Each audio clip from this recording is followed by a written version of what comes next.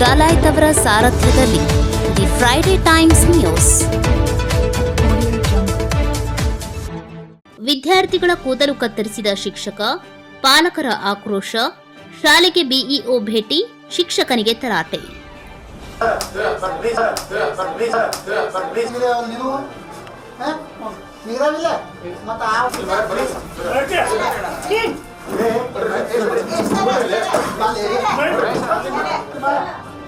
ನಿನ್ನ ಕೂದಲ ನೋಡಿ ಶಾಂತಿ ಕೂದಲ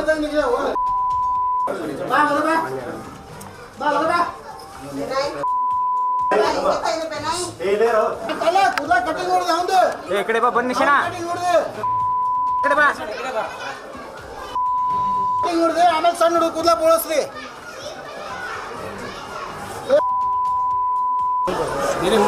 ಸರ ಅವ್ನ ಕೂದಲ ನೋಡ್ರಿ ಅವ್ನ ಕೂದಲ ನೋಡ್ರಿ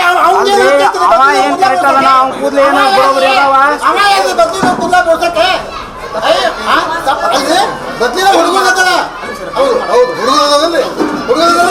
ಹುಡುಗ ಕೂದಲ ಬೋಳ್ಸಿದ್ನಲ್ಲ ನೀವೇನು ಆಕ್ಷನ್ ತೊಡಿ ಮೇಲೆ ಏನ್ ಆಕ್ಷನ್ ತೊಡಿದ್ರಿ ಕೂದಲ ಕಟ್ ಮಾಡ್ಬಿಟ್ಟ ಎಲ್ಲಿದ್ರಿ ನೀವು ವಿಮಣ ಒಳಗೆ ಕೂದಲ ಕಟ್ ಮಾಡ್ಬಿಟ್ಟ ನೀವು ಕಮಿಟಿ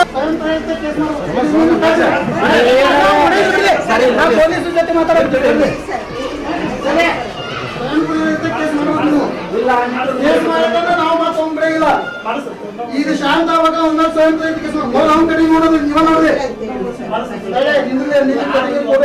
ನೀನು ಹೋಗ ಇದು ಮಾಡಿಲ್ಲ ನಿಂದ್ರೆ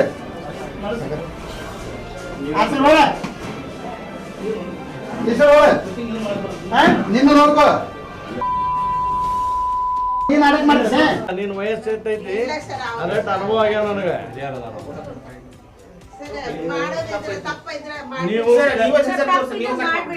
ನಾ ಯಾಕೆ ಮಾಡಿ ನಿಮ್ಮವ ಮೆಂಬರ್ ಕರ್ಸಿ ಕಮಿಟಿ ಮೆಂಬರ್ ಕರ್ಸಿ ನಿನ್ನ ಮುಖ್ಯಸ್ಥರು ಅದರಿಲ್ಲ ಇನ್ನು ಮುಖ್ಯಸ್ಥರು ಅದರಿಲ್ಲ ನೀ ಹೇಳಿ ನೀನ್ ಮಾಡಿಯೋ ಅವ್ರು ಹೇಳೋರು ಏನೋ ಮಾಡಿ ಅವ್ರ ಗಮನಕ್ಕೆ ತಂದಿಲ್ಲ ಅವ್ರ ಗಮನಕ್ಕೆ ತಂದಿಲ್ಲ ಅಂದ್ರೆ ಚಲೋ ಕೆಲಸ ಸಾಧನೆ ಮಾಡಿದ ಅಂತ ಹೇಳಿದೆ ಬೇಜವಾಬ್ದಾರಿ ಇದೆಯೋ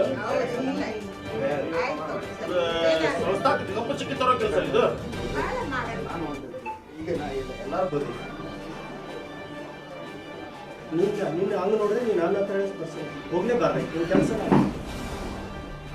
ಗುಂಡಾಯಿಸ ಮಾಡಕ್ಕೀನಿ ಚಿಕ್ಕ ಮಕ್ಕಳ ಮೇಲೆ ಇದನ್ನ ಕಟ್ ಮಾಡೋದು ಏನ್ ಆಕ್ಷನ್ ತಗೊಂತೀರಿ ನೀವು ಮಾರಾಟ ಮೇಲೆ ಯಾವ್ದು ಬರೀ ಈಗ ನಾವು ಕರ ಕೊಡ್ಬೇಕು ನನಗೆ ಏನ್ ಆಕ್ಷನ್ ತಗೊಂತೀರಿ ಬೇಕು. ಬೆಟಗೇರಿಯ ಖಾಸಗಿ ಅನುದಾನಿತ ಶಾಲೆಯೊಂದರಲ್ಲಿ ಶಿಕ್ಷಕನೋರ್ವನು 6 ವಿದ್ಯಾರ್ಥಿಗಳ ಕೂದಲುಗಳನ್ನು ಕತ್ತರಿಸಿ ಎಲ್ಲಾ ವಿದ್ಯಾರ್ಥಿಗಳಿಗೆ ಅವಮಾನ ಮಾಡಿದ ಅಮಾನವೀಯ ಘಟನೆ ನಡೆದಿದೆ. ಇದರಿಂದ ರೊಚ್ಚಿಗೆದ್ದ ಪೋಷಕರು ಶಾಲೆಗೆ ಭೇಟಿ ನೀಡಿ ಆಡಳಿತ ಮಂಡಳಿ ಹಾಗೂ ಶಿಕ್ಷಕರ ವಿರುದ್ಧ ತೀವ್ರ ಆಕ್ರೋಶ ವ್ಯಕ್ತಪಡಿಸಿದ್ದಾರೆ. ಬೆಟಗೇರಿಯಲ್ಲಿನ ತಾರಾಲಯದ ಹಿಂಭಾಗದಲ್ಲಿರುವ ಸೆಂಟ್ ಮೆರಿನ್ ಪೂರ್ವ ಪ್ರಾಥಮಿಕ ಹಾಗೂ ಹಿರಿಯ ಪ್ರಾಥಮಿಕ ಆಂಗ್ಲ ಮಾಧ್ಯಮ ಶಾಲೆಯಲ್ಲಿ ವಿದ್ಯಾರ್ಥಿಗಳು ಉದ್ದನೆಯ ಕೂದಲು ಬಿಟ್ಟುಕೊಂಡು ಬಂದಿದ್ದಾರೆಂದು ಆರೋಪಿಸಿ 6 ವಿದ್ಯಾರ್ಥಿಗಳ ಕೂದಲುಗಳನ್ನು ಕಂಪ್ಯೂಟರ್ ಶಿಕ್ಷಕ ಕತ್ತರಿಸಿದ್ದಾನೆ. ಅದರಲ್ಲಿ ಓರ್ವ ವಿದ್ಯಾರ್ಥಿಗೆ ಕೂದಲು ಕತ್ತರಿಸುವ ಸಂದರ್ಭದಲ್ಲಿ ಹಣೆಯ ಮೇಲೆ ಕತ್ತರಿ ಹಾಕಿ ಗಾಯಗೊಳಿಸಿದ್ದಾನೆ. ಇದರಿಂದ ಪಾಲಕರು ಶಿಕ್ಷಕನ ವಿರುದ್ಧ ಆಕ್ರೋಶ ಹೊರಹಾಕಿದ್ದಾರೆ. ಪೋಷಕರು ಕೂಡಲೇ ಕ್ಷೇತ್ರ ಶಿಕ್ಷಣಾಧಿಕಾರಿ ಆರ್ಎಸ್ ಬುರುಡಿ ಗಮನಕ್ಕೆ ತಂದಿದ್ದಾರೆ. ಪರಿಸ್ಥಿತಿಯನ್ನ ಅರಿತ ಬಿಇಒ ಕೂಡಲೇ ಸ್ಥಳಕ್ಕೆ ಆಗಮಿಸಿ ಶಾಲೆಯ ಮುಖ್ಯೋಪಾಧ್ಯಾಯರು ಹಾಗೂ ಆಡಳಿತ ಮಂಡಳಿಯನ್ನ ತೀವ್ರ ತರಾಟೆಗೆ ತೆಗೆದುಕೊಂಡಿದ್ದಾರೆ. ಕೂದಲು ಕತ್ತರಿಸಿದ ಕಂಪ್ಯೂಟರ್ ಶಿಕ್ಷಕನಿಗೆ ತರಾಟೆ ತೆಗೆದುಕೊಂಡು ಮಕ್ಕಳ ಕೂದಲು ಕತ್ತರಿಸಲು ನಿಮಗೆ ಅವಕಾಶ ಕೊಟ್ಟಿದ್ದು ಯಾರು? ಕೂಡಲೇ ಇದರ ಬಗ್ಗೆ ವರದಿ ನೀಡಬೇಕು ಎಂದು ಸೂಚನೆ ನೀಡಿದರು. ಇದೇ ಸಂದರ್ಭದಲ್ಲಿ ಸ್ಥಳಕ್ಕೆ ಶ್ರೀರಾಮ ಸೇನೆಯ ರಾಜ್ಯ ಪ್ರಮುಖರಾದ ಮಹೇಶ್ ರೋಖಡೆ ಆಗಮಿಸಿ ಶಾಲಾ ಆಡಳಿತ ಮಂಡಳಿಯ ವಿರುದ್ಧ ಹರಿಹಾಯ್ದರು. ನಿಮ್ಮ ಮಕ್ಕಳು ಬೇರೆ ಶಾಲೆಯಲ್ಲಿ ಓದುತ್ತಿದ್ದರೆ ಅಲ್ಲಿನ ಶಿಕ್ಷಕರು ಈ ರೀತಿ ವರ್ತನೆ ಮಾಡಿದಾಗ ನೀವು ಸಹಿಸಿಕೊಳ್ತೀರಾ? ಬೇರೆ ಮಕ್ಕಳು ತಪ್ಪು ಮಾಡಿದಾಗ ಮನಸ್ಸಿಗೆ ಬಂದಂತೆ ಶಿಕ್ಷೆ ನೀಡುವ ನೀವು ಶಿಕ್ಷಕರ? ಅವರ ತಪ್ಪುಗಳನ್ನು ಪಾಲಕರ ಬಳಿ ಹೇಳಿದ್ದರೆ ಅವರೇ ಸರಿ ಮಾಡುತ್ತಿದ್ದರು. ನೀವು ಯಾಕೆ ಕೂದಲು ಕತ್ತರಿಸಿದ್ದೀರಿ ಎಂದು ಕಂಪ್ಯೂಟರ್ ಶಿಕ್ಷಕನಿಗೆ ಧರ್ಮದೇಟು ನೀಡಿದರು. ನಂತರ ಸ್ಥಳಕ್ಕೆ ಆಗಮಿಸಿದ ಬೆಟಗೇರಿಯ ಪೊಲೀಸರು ಪರಿಸ್ಥಿತಿಯನ್ನು ತಿಳಿಗೊಳಿಸಿದರು. ನಿನ್ನೆ ದಿವಸ ದಿನಾಂಕ 5/8/2024ರಂದು ಸೇಂಟ್ ಮೇರಿ ಇಂಗ್ಲಿಷ್ ಮಾಧ್ಯಮ ಹಿರಿಯ ಪ್ರಾಥಮಿಕ ಶಾಲೆ ಬೆಟಗೇರಿಯಲ್ಲಿ ಈ ಶಾಲೆಯ ಕಂಪ್ಯೂಟರ್ ಶಿಕ್ಷಕ ಮಕ್ಕಳಿಗೆ ಶಿಸ್ತನ್ನು ಕಲಿಸುವ ನೆಪದಲ್ಲಿ 7ನೇ ತರಗತಿಯ 3 ಮಕ್ಕಳಿಗೆ 5ನೇ ತರಗತಿಯ 2 ಮಕ್ಕಳಿಗೆ ತಪ್ಪನ್ನು ಮಾಡಿ ಅವರ ತಾನೇ ಖುದ್ದಾಗಿ ಕತ್ತರಿಯನ್ನು ತೆಗೆದುಕೊಂಡು ಅವರ ಮುಂಭಾಗದ ಕೂದಲನ್ನು ಕತ್ತರಿಸಿದ್ದಾನೆ. ಇದು ತಪ್ಪು. ಅವರು ಆ ರೀತಿ ವರ್ತಿಸಬಾರ್ದಾಗಿತ್ತು. ಮಕ್ಕಳ ಜೊತೆಗೆ ಹೇಗೆ ವರ್ತಿಸಬೇಕು, ಮಕ್ಕಳನ್ನು ಹೇಗೆ ಕಲಿಸ್ಬೇಕು ಅನ್ನೋದ್ರ ಬಗ್ಗೆ ಸಾಕಷ್ಟು ತರಬೇತಿ ಸಭೆ ಮಾಡಿ ಹೇಳಿದಾಗೂ ಕೂಡ ಅವರು ಆ ರೀತಿ ವರ್ತಿಸಿದ್ದು ತಪ್ಪು.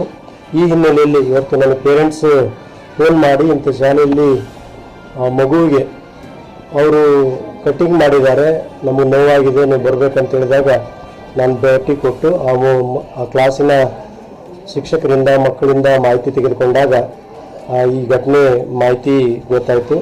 ಈ ಹಿನ್ನೆಲೆಯಲ್ಲಿ ಈಗಾಗಲೇ ಆಡಳಿತ ಮಂಡಳಿಯವರು ಇದ್ರ ಬಗ್ಗೆ ನೀವು ಏನು ಕ್ರಮ ಕೈಗೊಂಡಿದ್ದೀರಿ, ಇದು ನಡೀಲಿಕ್ಕೆ ನಿಮ್ಮದು ಕೂಡ ಜವಾಬ್ದಾರಿ ಆಗಿದೆ, ಇದ್ರ ಬಗ್ಗೆ ಏನು ಕ್ರಮ ಕೈಗೊಳ್ತಾರೆ ಅಂದಾಗ ಅವರು ಲಿಖಿತವಾಗಿ ಸದರಿ ವ್ಯಕ್ತಿ ಮಾಡಿದ ತಪ್ಪನ್ನು ನಾವು ಒಪ್ಕೊಳ್ಳೋದಿಲ್ಲ, ತಕ್ಷಣ ಅವರನ್ನು ಕೆಲಸದಿಂದ ತೆಗೆದುಹಾಕ್ತೀವಿ ಅಂತ ಯಾವುದೇ ವ್ಯಕ್ತಿ ಶಾಲೆಯಲ್ಲಿ ಅಶಿಸ್ತಿನಿಂದ ನಡ್ಕೊಂಡಾಗ, ನಿಯಮಕ್ಕೆ ವಿರುದ್ಧವಾಗಿ ನಡ್ಕೊಂಡಾಗ ನಾವು ಅದನ್ನು ಸಹಿಸೋದಿಲ್ಲ. ಮುಂದಿನ ದಿನಗಳಲ್ಲಿ ಈ ರೀತಿ ಆಗಲಾರ್ದಂಗೆ ನಾವು ಎಚ್ಚರಿಕೆಯನ್ನು ವಹಿಸ್ತೀವಿ ಅಂತೇಳಿ ನಮಗೆ ಲಿಖಿತವಾಗಿ ಪತ್ರ ಕೊಟ್ಟಿದ್ದಾರೆ. ಅದರ ಜೊತೆಯಲ್ಲಿ ಕೂಡ ಪಾಲಕರು ಖಂಡಿತವಾಗಲೂ ಕೂಡ ಸಹ ನಮಗೆ ನೋವಾಗಿದೆ, ಈ ರೀತಿ ಆಗಬಾರ್ದಾಗಿತ್ತು.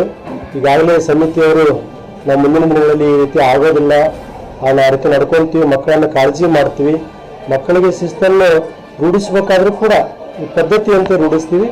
ಈ ರೀತಿಯ ಅಚಾತುರ್ಯ ಮುಂದಿನ ದಿನಗಳಲ್ಲಿ ಆಗಲಾರ್ದಂಗೆ ಆಡಳಿತ ಮಂಡಳಿ ನಮಗೆ ಮಾತು ಕೊಟ್ಟರಂತೆ ಪಾಲಕರು ಕೂಡ ಕನ್ವಿನ್ಸ್ ಆಗಿ ಇಲ್ಲಿಂದ ಹೋಗಿದ್ದಾರೆ. ಆ ಹಿನ್ನೆಲೆಯಲ್ಲಿ ಆ ಲಿಖಿತ ವರದಿಯನ್ನು ಪಡ್ಕೊಂಡಿದ್ದನ್ನು ಇಲಾಖೆಯ ಗಮನಕ್ಕೆ ತಂದು ಮುಂದಿನ ಹಂತದಲ್ಲಿ ಏನು ಕ್ರಮ ವಹಿಸಬೇಕು ಅದರ ಬಗ್ಗೆ ನಾವು ಅನುಪಾಲನೆ ಮಾಡ್ತೀವಿ ಸರ್. ಶಿಕ್ಷಣ ಇಲಾಖೆ ಮುಂದಿನ ಕ್ರಮ ಅದೇ ಸರ್, ಈಗ ನಾನು ರಿಪೋರ್ಟ್ ಈಗ ತಗೊಂಡಿದ್ನಲ್ಲ, ನನ್ನ ರಿಪೋರ್ಟನ್ನು ಮತ್ತು ಶಾಲೆಯವರು ಆಡಳಿತ ಮಂಡಳಿಯವರು ಏನು ಕೊಡ್ತಾರೆ ಅದು ನಾನು ಮೇಲಾಧಿಕಾರಿಗಳ ಗಮನಕ್ಕೆ ತರ್ತೀನಿ. ಜೊತೆಗೆ ಇದು ಆಡಳಿತ ಮಂಡಳಿ ಅನುದಾನ ರಹಿತ ಆಗಿರೋದ್ರಿಂದ ಅವರೇ ನಿರ್ಧಾರ ತೆಗೆದುಕೊಳ್ತಾರೆ ಸರ್. ನಮ್ಮ ಶಿಕ್ಷಕರಾಗಲಿ ತಮ್ಮ ಸಿಬ್ಬಂದಿಯವರಾಗಲಿ ಏನಾದರೂ ತಪ್ಪು ಮಾಡಿದರೆ ಅವರೇ ನೇಮಕಾತಿ ಪ್ರಾಧಿಕಾರ ಆಗಿರ್ತಾರೆ, ಅವರೇ ಅವ್ರ ಬಗ್ಗೆ ಕ್ರಮ ಕೈಗೊಂಡು ನಮಗೆ ವರದಿಯನ್ನು ಕೊಡ್ತಾರೆ. ಆ ವರದಿಯನ್ನು ಅವರು ತಕ್ಷಣ ಕೊಡಬೇಕು. ಮುಂದಿನ ದಿನಗಳಲ್ಲಿ ಖಂಡಿತವಾಗ್ಲೂ ನಾನು ಎಚ್ಚರಿಕೆಯನ್ನು ಕೊಡ್ತೇನೆ. ಯಾವುದೇ ಸಂಸ್ಥೆ ಇರ್ಬೋದು, ನಾವು ಇತ್ತೀಚೆಗೆ ಒಂದು 15 ದಿನಗಳ ಹಿಂದೆ ಡಿಟೇಲ್ಡ್ ಆಗಿ ಒಂದು ವರ್ಕ್ಶಾಪ್ ಮಾಡಿ ಶಾಲಾ ಹಂತದಲ್ಲಿ ಶಿಕ್ಷಕರಾಗಲಿ ಮುಖ್ಯ ಶಿಕ್ಷಕರಾಗಲಿ ಹೇಗೆ ತರಗತಿಗಳಿಗೆ ರೆಡಿಯಾಗಿ ಹೋಗಬೇಕು, ಚಟುವಟಿಕೆ ಆಧಾರಿತವಾಗಿ ಹೇಗೆ ಕೆಲಸ ನಿರ್ವಹಿಸಬೇಕು, ಮಕ್ಕಳನ್ನು ವಿಶ್ವಾಸ ತೆಗೆದುಕೊಂಡು ಹೇಗೆ ಕಲಿಸಬೇಕು, ಶಾಲೆಯಲ್ಲಿ ಕಲಿಕಾ ವಾತಾವರಣ ಹೇಗಿರಬೇಕು, ಎಲ್ಲ ವಿಚಾರಗಳನ್ನು ಜೊತೆಗೆ ಎಲ್ಲೂ ಕೂಡ ಮಗುವಿಗೆ ಮಾನಸಿಕ ಒತ್ತಡ ಅಥವಾ ಹಿಂಸೆ ಆಗುವ ರೀತಿಯಲ್ಲಿ ಎಲ್ಲೂ ಕೂಡ ಯಾವುದೇ ರೀತಿಯ ಕ್ರಮಗಳನ್ನು ಶಾಲಾ ಹಂತದಲ್ಲಿ ತಗೋಬಾರ್ದು, ಮಗು ಸ್ನೇಹಿಯಾಗಿ ಕಲಿಸಬೇಕಂತಕ್ಕಂಥ ಮಾಹಿತಿಯನ್ನು ಕಾರ್ಯಾಗಾರ ಮಾಡಿ ಹೇಳಿದ್ದೇವೆ. ನಿಯಮಿತವಾಗಿ ಮಾಡತಕ್ಕಂಥ ಎಲ್ಲ ಸಭೆಯಲ್ಲೂ ಕೂಡ ಬಹಳ ಸ್ಪಷ್ಟವಾಗಿ ಈ ರೀತಿಯ ಸೂಚನೆ ಕೊಟ್ಟಿದ್ದೇವೆ. ಆದಾಗ್ಯೂ ಕೂಡ ಈ ರೀತಿ ಘಟನೆ ನಡೆದಿದ್ದು ನಮಗೂ ಕೂಡ ಮುಜುಗರವನ್ನು ಉಂಟು ಮಾಡಿದೆ. ಮುಂದಿನ ದಿನಗಳಲ್ಲಿ ಕೂಡ ಇಲಾಖೆ ಇನ್ನಷ್ಟು ಎಚ್ಚರಿಕೆ ಕ್ರಮಗಳನ್ನು ತೆಗೆದುಕೊಂಡು ಮಕ್ಕಳ ಸ್ನೇಹಿಯಾಗಿ ನಾವೆಲ್ಲ ಕೆಲಸ ಮಾಡ್ತೀವಿ ಅಂತೇಳಿ ಈ ಸಂದರ್ಭದಲ್ಲಿ ಹೇಳಲಿಕ್ಕೆ ಬಯಸ್ತೀನಿ. The Friday times news Gadag.